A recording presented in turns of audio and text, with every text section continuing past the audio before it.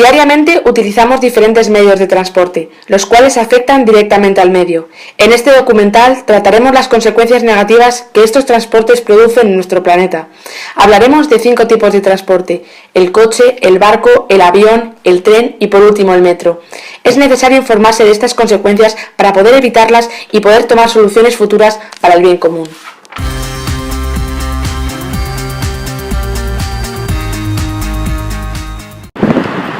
Nos encontramos en el Metro de Madrid y voy a hablaros del impacto del metro en el medio ambiente. Toda actividad empresarial conlleva un impacto en la economía, en las personas y en el medio ambiente.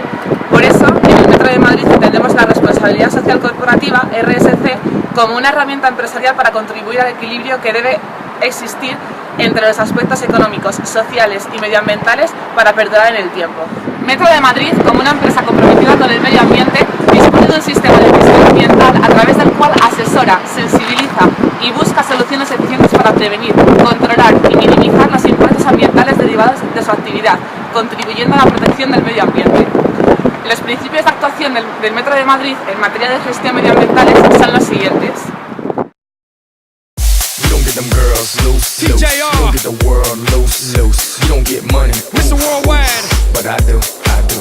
You don't get them girls loose, loose. You don't get the world loose, loose. You don't get money, but I do. I say y'all having a good time out there.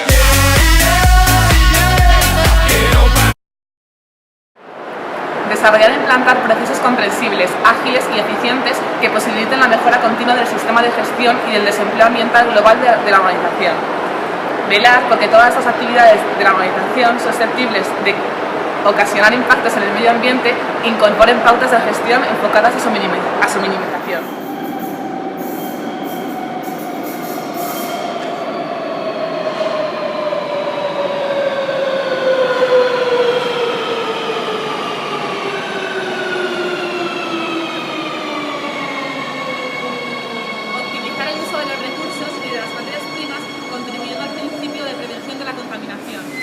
Fomentar los valores ambientales en relación con la cadena de proveedores de obras, bienes y servicios.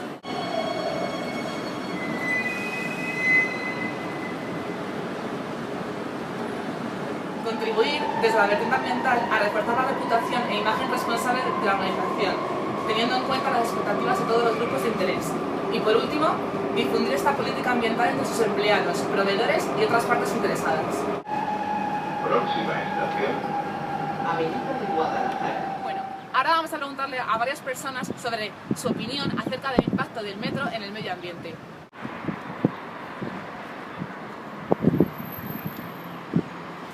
Bueno, seguidme por aquí. Veo ya 2 chavales, vamos a grabarlos a ver qué opinan sobre todo este tema. Sígueme, Ale. Hola, buenas tardes. ¿Cómo os llamáis? Lourdes. Vale. Pues os quería hacer unas preguntas sobre el metro. O sea, quiero que me digáis un poco cuál es el transporte que más utilizáis y cuál piensas que es el que más contamina: metro, avión, coches, lo que queráis. O sea, que me deis un poco vuestra opinión, por favor.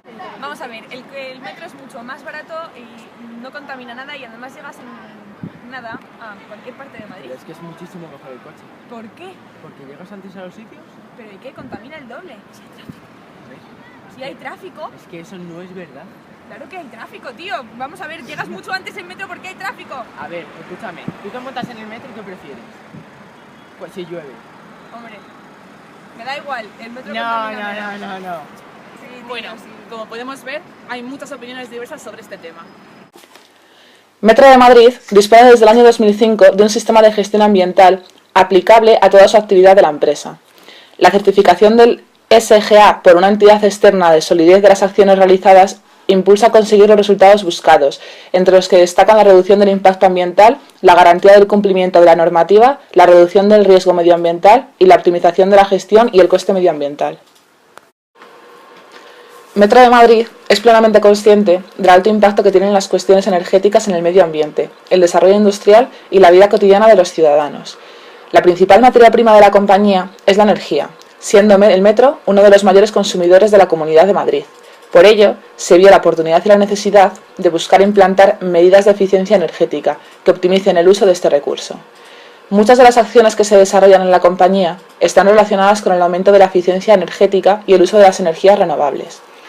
Desde la base del fuerte compromiso de la compañía con sus grupos de interés, Metro de Madrid incluye en su estrategia corporativa el objetivo de ser referente en movilidad sostenible mediante el consumo eficiente de los recursos energéticos y la rentabilidad en el triple balance, objetivo que puede desglosarse en los siguientes objetivos particulares: la mejora de la eficiencia en costes y uso de recursos y la contribución al medio ambiente y la lucha contra el cambio climático.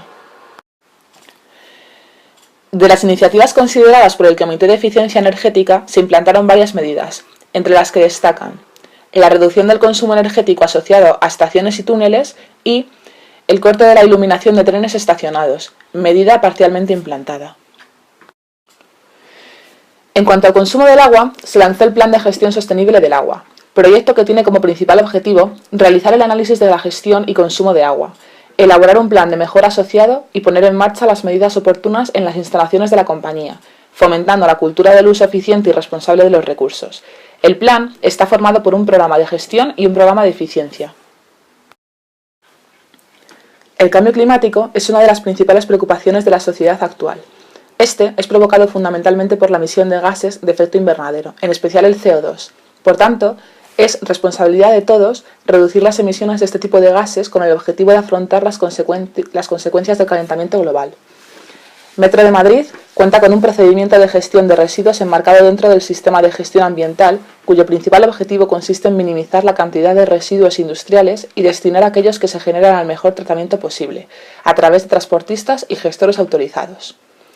Para reducir el impacto ambiental asociado a la generación de residuos, se han implantado medidas de minimización de residuos como acciones de sensibilización de personal propio y subcontratado, compactación de residuos y acuerdos con proveedores para la reutilización de materiales, la adquisición de trenes que generen menos residuos en las operaciones de mantenimiento y limpieza, y la construcción de acopios temporales de residuos en los diferentes recintos para la segregación de más de 40 tipos de residuos industriales.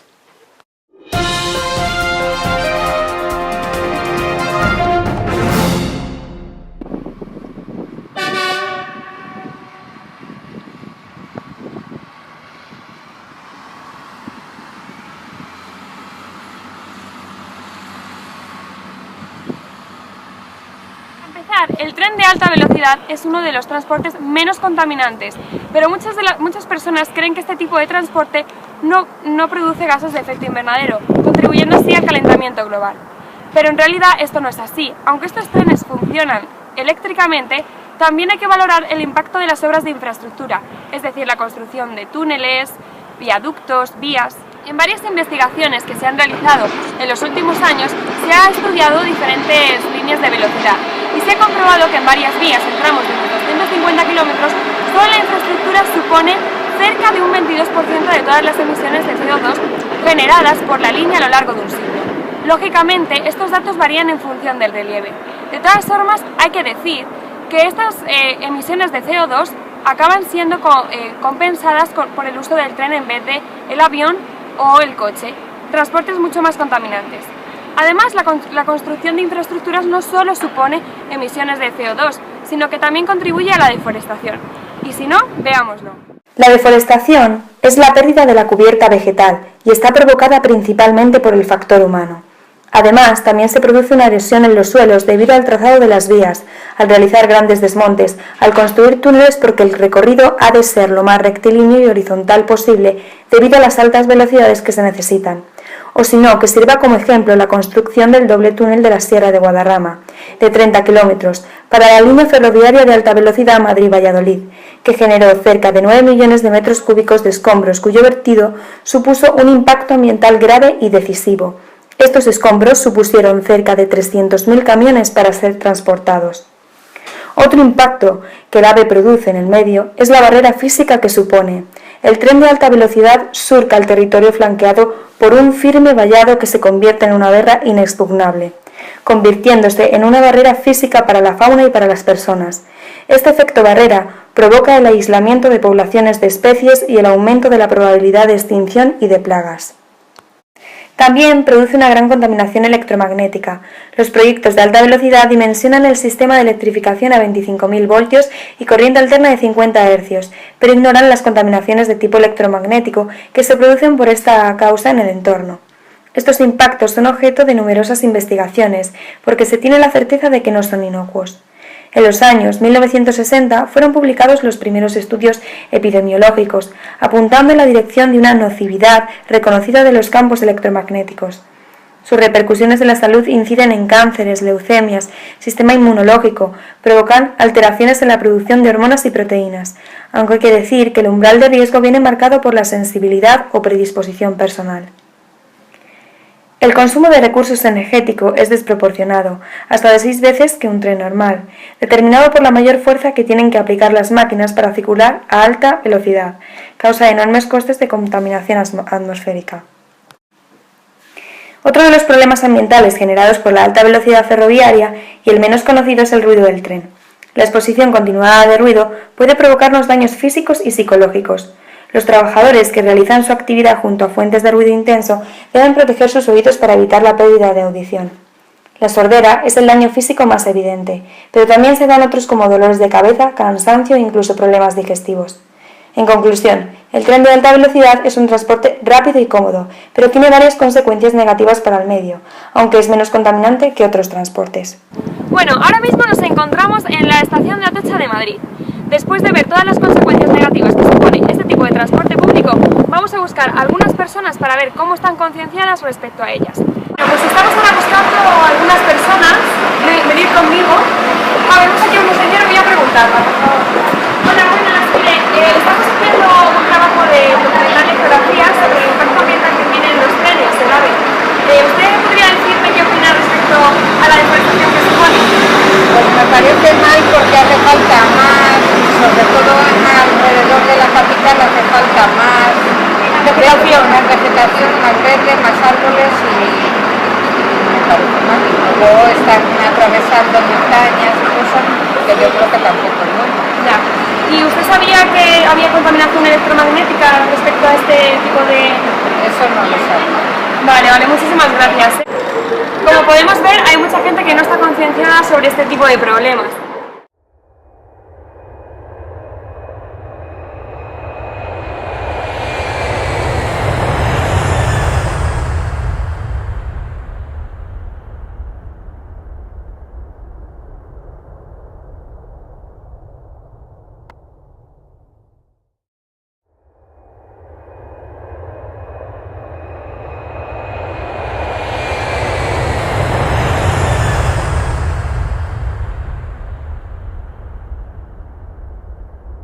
Nos encontramos cerca del aeropuerto de Barajas y voy a hablarles sobre el impacto de la aviación en el medio ambiente.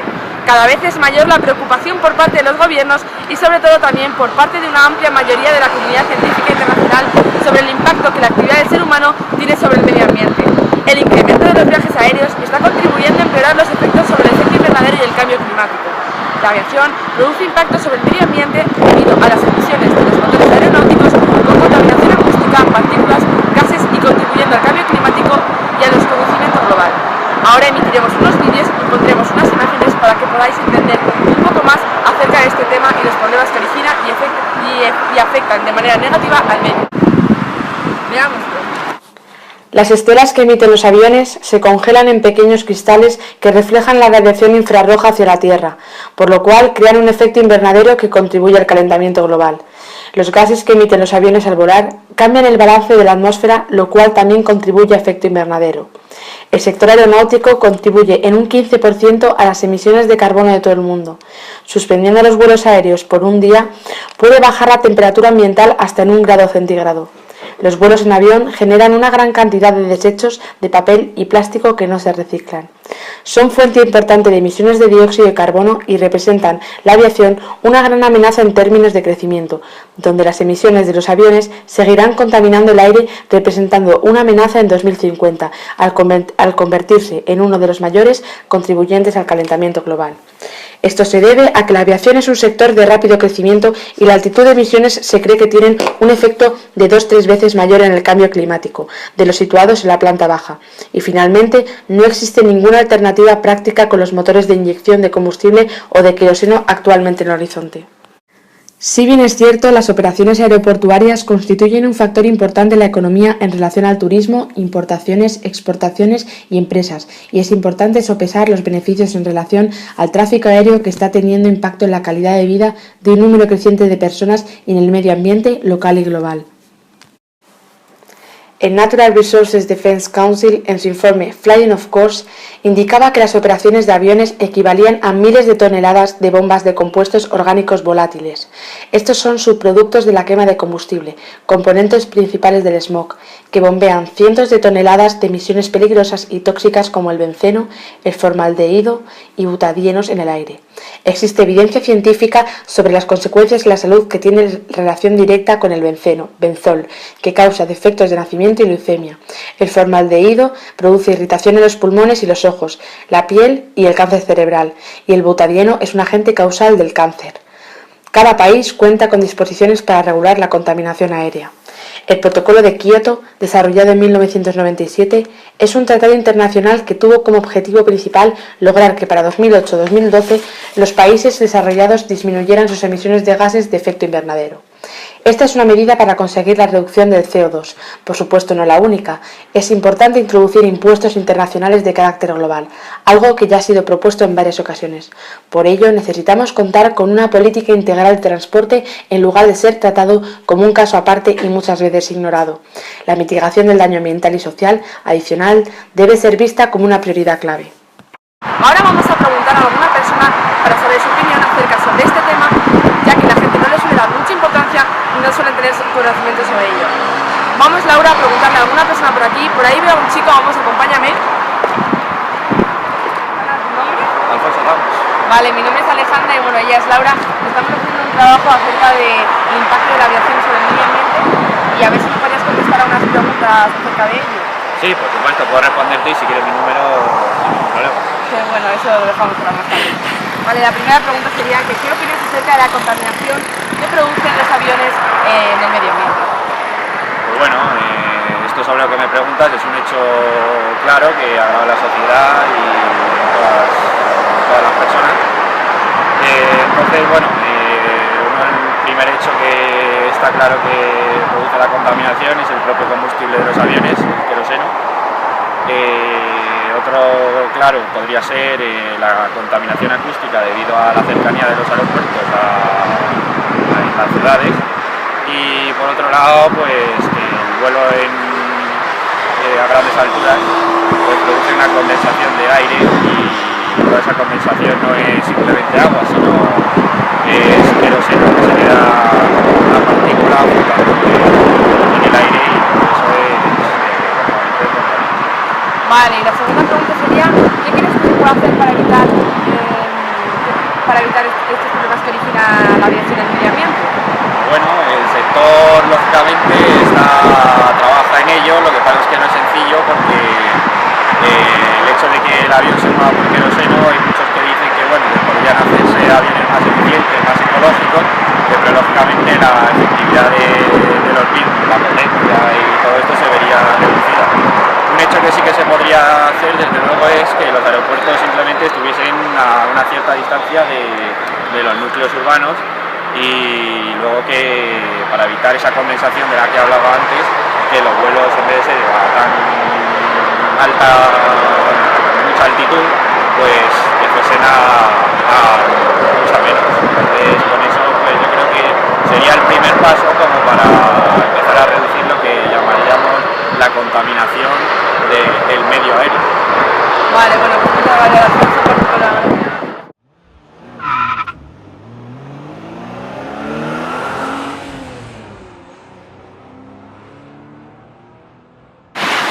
La contaminación se define como la acción de alterar la pureza o condiciones normales de una cosa o estado mediante agentes químicos o físicos.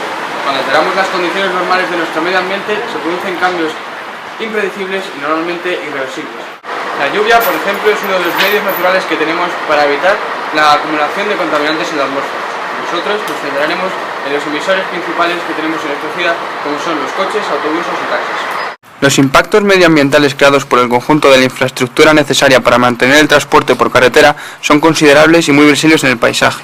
Un análisis de este tipo debería guiar a los fabricantes de automóviles en la búsqueda de oportunidades de mejora medioambiental. En los turismos, en la fase de fabricación, aproximadamente el 56% de todas las emisiones son causadas por las operaciones de pintado y recubrimiento. La fase de uso de un automóvil es responsable aproximadamente del 80% del consumo de energía primaria total del ciclo de vida de un automóvil. La mayoría de las emisiones de CO2 y carbono son libradas durante el uso del mismo. La emisión de CO2 durante el uso del automóvil es mayor que la generada en cualquier otra etapa del ciclo de vida. El segundo proceso es más contribuyente de emisiones de CO2, que es el pintado del automóvil, lo que ocurre no solo durante su fabricación, sino durante su reparación.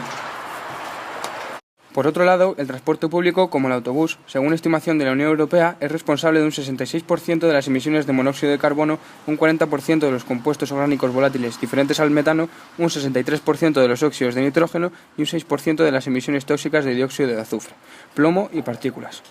En los autobuses es responsable únicamente del 2,8% de las externalidades imputadas al transporte por carretera. Sin embargo, el vehículo privado consume 3 veces más de energía y produce 3 veces más de gas efectivo invernadero que el transporte público. En la ciudad de Madrid, su corona metropolitana, los vehículos taxis son responsables de alrededor del 14% de las emisiones de nitrógeno, lo cual supone una proporción significativa en términos contaminantes máxime, teniendo en cuenta que los aproximadamente 16.500 vehículos autotaxi existentes en la Comunidad de Madrid representan solo un 0,5% del total de vehículos matriculados en el parque automovilístico. A modo de resumen, podemos decir que no es solo el hecho de usar el coche o coger el autobús o pedir taxi influyen en la contaminación, también su fabricación produce contaminantes muy perjudiciales. Algo tan inusual como el gasto de neumáticos produce contaminantes en la atmósfera.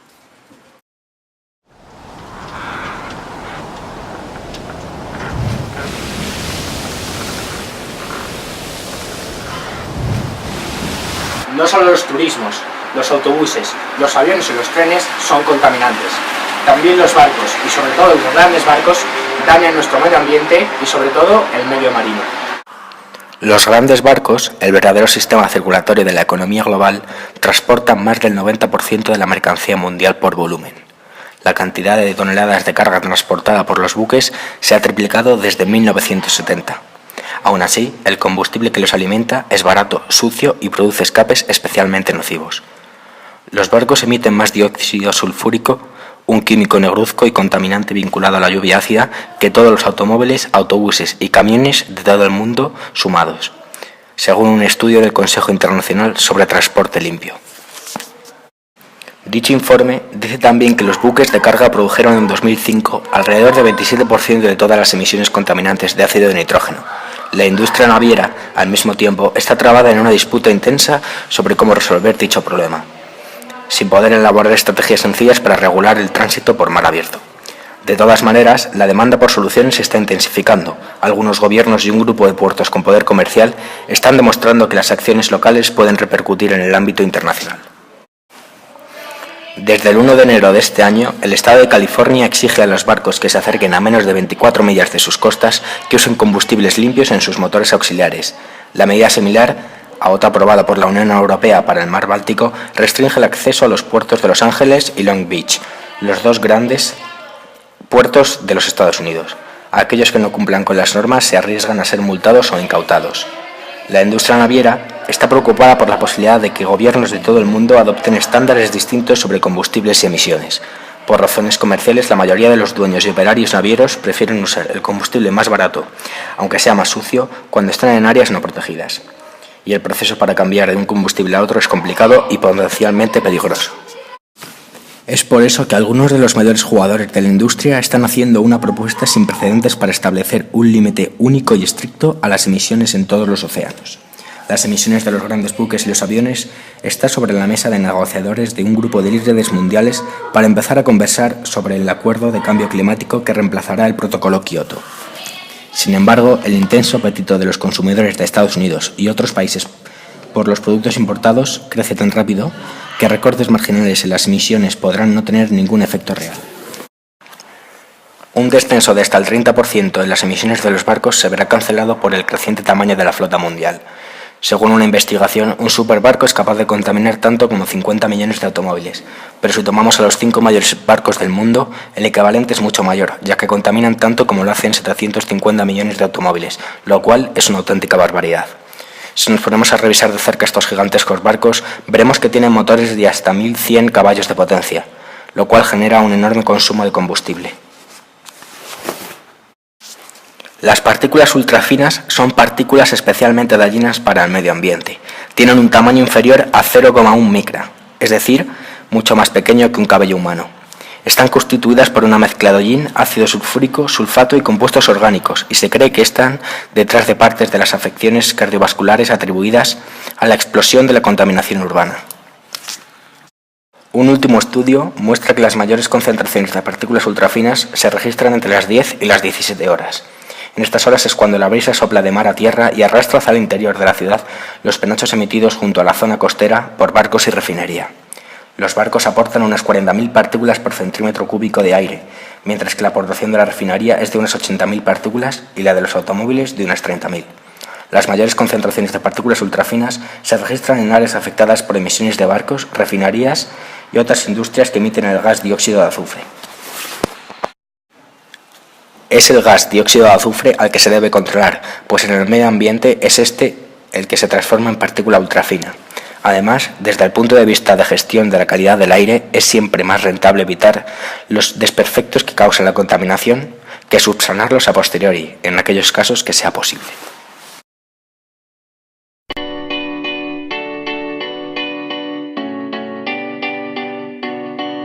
There was a time I used to look into my father's eyes. In a happy home, I was a king, I had a golden throne. Those days are gone, now the memories on the wall.